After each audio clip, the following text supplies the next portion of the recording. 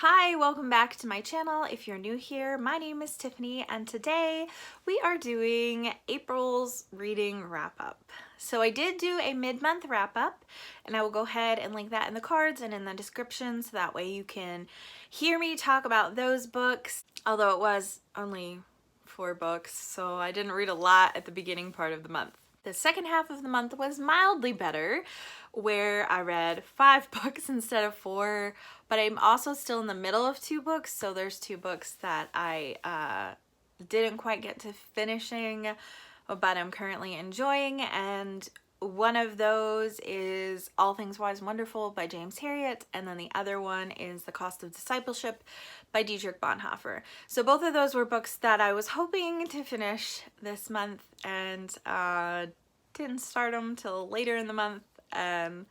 Life has been crazy, so I just didn't get to finishing them, unfortunately. So I guess total finished books this month is 9 books.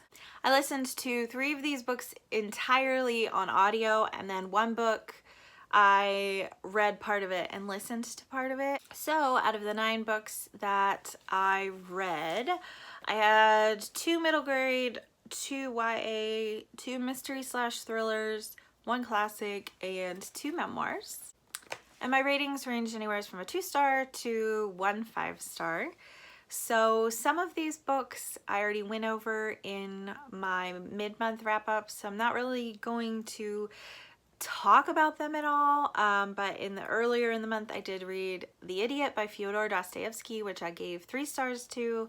I read Forever or A Long, Long Time by Kayla Carter. That was my 5-star book. I read Strangers on a Train by Patricia Highsmith. I think I gave that one a 3-star. And then I read or listened to Talking as Fast as I Can by Lauren Graham of Gilmore Girl fame. And I gave that one, I think, 4 stars. So diving into the books that I read in the second half of the month, the first book that I read, which I was in the middle of reading during my mid-month wrap-up, was Murder in Mesopotamia by Agatha Christie. I buddy read this with Naomi from Naomi's Bookshelf and Berna from Berna's Bookish Adventures. So it was really fun. This was my very first buddy read, which was like really exciting because I joined YouTube to be able to talk to people about the books that I'm reading. So to be able to read this book with 2 ladies was just so much fun. So we had like daily reading that we do, and then we would message each other and talk about what we had been reading in the book, and it was really fun to talk about the elements we liked and disliked and trying to guess who did it. And I don't think any of us successfully guessed who did it, if I remember correctly. Correct me if I'm wrong, Naomi and Berta.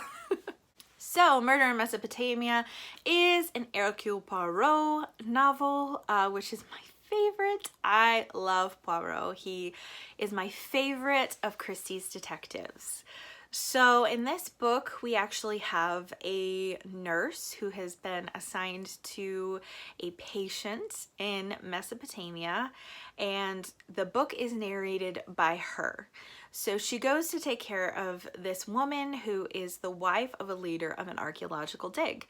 And the wife is really paranoid and feels like people are out to get her. And then a murder happens. And so you have all these characters contained on this archaeological dig site, and the nurse has no idea who did it. The local authorities come in and decide, hey, Poirot's in the area, why don't we ask him to come in and he can investigate. So the story just takes off from there. This story was really fun. I didn't love the narrator because I felt like she was a little bit snobby towards Poirot, which happens often in the books actually, but I feel like it's a little worse when it's the narrator. But she just kind of seemed a little haughty towards people that she didn't really like, and she didn't like Poirot at first because she kind of just judged him according to his looks. But overall, it was really, really fun, and I liked the archaeological setting because Agatha Christie's husband was actually an archaeologist. So she has the knowledge of how to kind of make that setting really interesting and come to life. I totally did not guess who did it, which is not a surprise because I almost never can in an Agatha Christie novel. But this time I thought I knew. Lots of times I have no idea, and this one I'm like, yeah, I think I know who it is. This person's really, really suspicious, and yeah, it wasn't him because it never is. One other thing I loved about Murder in Mesopotamia is there is a very, very brief reference to Murder on the Orient Express, which was the very first Agatha Christie that I read. So that was really fun. So I gave this book 4 stars. The next book that I read this month is 84 Charing Cross Road by Helene Hanff. And I didn't love this one. I actually listened to it entirely on audio. It's a very tiny book, so I think the audio book was only around like 2 hours or something like that. So it was really easy to fly through. This is an epistolary novel, and so there's a woman who lives in the United States in New York, and she's writing to this bookstore over in London, I think. It is in England, but I think it's in London.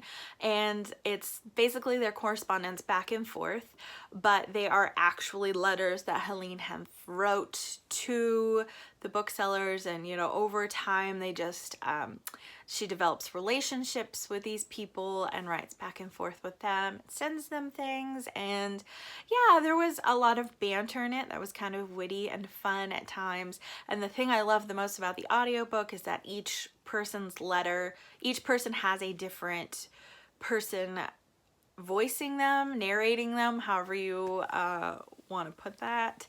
So I really liked that aspect. So each person who wrote a letter had a different voice, and it kind of made it easier to differentiate as I was listening. But overall, I did not feel connected to this book in any way, and I think a huge reason for that is the fact that it's epistolary, so the entire thing is only letters.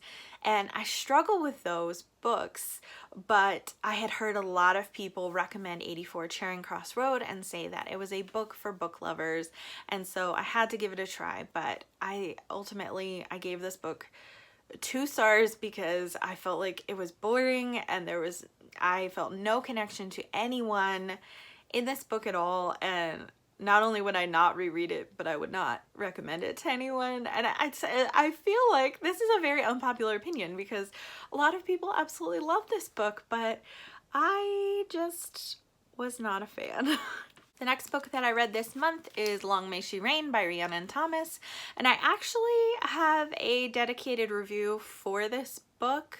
I'm not sure if this video or the dedicated review video is coming out first, but yeah, I did do a whole video just on this book because I had a lot of thoughts about it, a lot of things that I wanted to talk about, so I'm not going to discuss this book at length here. But I did really like this book. I gave it 4 stars. It is the story of Freya, who is 23rd in line for the throne, and she is a brilliant scientist and has a lot of social anxiety and would much rather be doing experiments than be around people and crowds of people. And then at a banquet, pretty much all the royals and nobility get poisoned, and so now she is queen and has to navigate that. This book was a lot of fun, and I do recommend it. The next book that I read this month is Book of a Thousand Days by Shannon Hale.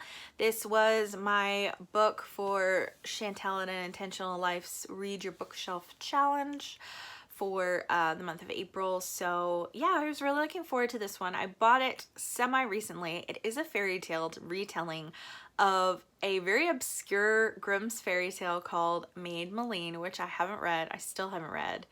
I probably should to kind of see how it stacks up against this one. So this book is written entirely in journal format. It is about this girl, Dashti, and Dashti has left her home and she's seeking a job, and she ends up becoming this lady's maid. And the same day that she ends up becoming this lady's maid, the father of this lady decides he is going to lock her in a tower because she refuses to marry the man that he has betrothed her to. So at first, you know, life in a tower is not so bad for Dashti because the tower is really well stocked with food, and Dashti has more food than she's ever had in her life because she's impoverished. But over time, you know, things kind of start happening. It's really funny because as I was reading this book, my husband read the back of it and he's like, well, now I don't have to read it because everything is on the back. And honestly, this book is divided into two parts, and the entirety of the first part of the book, the first half of the book, is on the back. And so that's kind of lame. So if you decide to read this book, don't read the back because it gives away way too much. I had not read the back, for which I was very thankful. So there were a lot of elements to this book that I really did enjoy. I really liked Dashti. I felt like she was a strong protagonist. And even though the romance kind of was a little bit whirlwindy in some ways, it wasn't insta-love, and I did really enjoy that part of it. The lady in this book that Dashti is serving drove me absolutely bananas. Like, I really did not like Lady Saren at all. She has some mental and emotional trauma due to something that happened in her childhood that we find out towards the end of the book, but like, it still didn't seem justified for her to fall apart as much as she did, I guess. You'll understand if you read the book. And then something happens at the ending, the way something's resolved with like the main villain. I didn't like it at all. In fact, if it hadn't been the way that it had been, I definitely would have given this book 4 stars, maybe 4.5 stars, because I love Shannon Hill's writing and I love her fairy tale retellings. Goose Girl is just phenomenal and I absolutely love that. And then Princess Academy is maybe one of my favorite books ever. I just absolutely loved that book. But this book was honestly quite a disappointment for me. And I think I would have rated it higher had it not been a Shannon Hale book, because I have higher expectations for her maybe than I do from like a brand new author. And the last book I finished this month was The Case of the Girl in Grey. This is book 2 of the Wollstonecraft Detective Agency. I read book 1 for middle grade March and I absolutely loved it. So it was a story of Mary Shelley and Ada Lovelace as children, and they meet and they are solving mysteries. And I just really loved the dynamic. I thought it was really sweet. Book 1, The Case of the Missing Moonstone, leans heavily on Wilkie Collins' The Moonstone. And this book, I was hoping based on the title, since it's a case of the girl in gray, that it would lean heavily on The Woman in White by Wilkie Collins. And it does. And so I liked this book even more than the first book. I just thought it was so charming, and I love the Wilkie Collins references, and I loved the mystery, and I love the relationship not only between Ada and Mary, but also the fact that their sisters appear in this book and their sisters were not in the first book, and the dynamic between the sisters is hilarious and fun. I did listen to this book, even though I have the physical copy from the library. I listened to this book in its entirety on audiobook and really enjoyed it. I thought the narrator was excellent and I loved the British accents everywhere. That just made it that much more fun. So if you like mysteries, especially children's mysteries that reference a bunch of other things, you'll probably really enjoy this one. It kind of reminds me of the Aggie Morton books, which are like supposed to be a riff off of Agatha Christie, and the reason I love those so much are all the Agatha Christie references. So the reason I love these so much is you've got references to Ada Lovelace's work, you've got references to Frankenstein and Percy Shelley's poetry, you've got references to Charles Dickens, you got references to Wilkie Collins. So yeah, just totally so much fun for me as like a classic mystery lover. So if you like those kinds of things too, you will probably think these books are super cute. Also, I think that there are 2 more in the series. I don't know if there's gonna be more after that, but I have book 3 on audio right now and I'm looking forward to hopefully being able to start and listen to that one soon. So there you have it. Those are my books for April. It was definitely way less reading than March or February or January, because I think all those months I had at least like 14 books that I read, but I knew that this month would be a slower reading month because I just have not had time, you know, with preparing for a move and everything.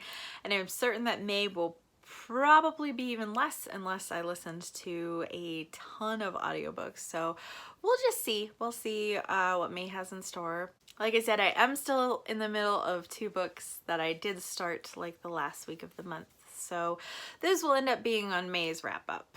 As always, thank you so much for watching. If you like this video, please hit like and also subscribe. And tell me down in the comments what were your favorite reads of April. And yeah, I always love adding more books to my ever-growing Goodreads TBR, and I love chatting in the comments with you guys about books. So if you have read any of the books that I've mentioned here, I would love to talk to you more in depth about that. Thank you so much for watching, and I will see you again next time.